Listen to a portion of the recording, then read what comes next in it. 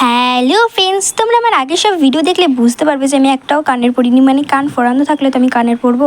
Main কথা বলতে গেলে এতদিন আমি ভয়ের চোটেই কানটা ফোড়াতে পারিনি।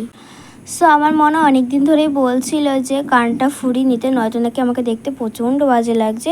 সো সেই কথা ভেবেই আমি চলে এসেছি আজকে মনে সাহস জুগিয়ে। আর এমনিতেও গরমের ছুটি যেহেতু পড়ে গেছে, এরপরে যদি আমি কান না ফোটাই ঘাই গুঁতো লেগে আমার কান ফুলে একেবারে আলুর বোম হয়ে যাবে।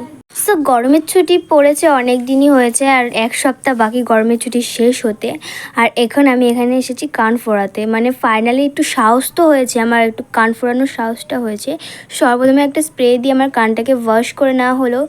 সো তারপর একটা পেন দিয়ে আমার কানটাকে পয়েন্ট করে নেওয়া হলো। সো তারপরে বন্দুক ব্যাস হয়ে গেল আমার কান ফোড়ানো। সো তারপর ওইখান থেকে বেরিয়ে এসে আমরা চলে আসি ফ্যাশন জোনে। আর তোমরা বলতেই পারো যে আমি কেন ফ্যাশন জোন থেকে কানটা ফোড়াইনি, কারণ মা বলেছে যে ওইখানে কানটা খুব ভালো ফোড়ায়, তো ওইখান থেকেই ফোড়া। আর ফ্যাশন জোনে এসে মা আর মনা ভুরু ফ্লাফ করে নিয়েছে। আর তারপরে আমরা বিরিয়ানি কিনে চলে আসি বাড়িতে। আর তোমরা আমার এই লুকটা দেখে বলো আমাকে কেমন লাগছে। সো তারপর আমরা বাড়ি এসে খেয়ে নিই বিরিয়ানি। আর তোমাদের আমার এই ফার্স্ট ব্লগটা কেমন লাগলো অবশ্যই কমেন্টে জানিও। Bye bye.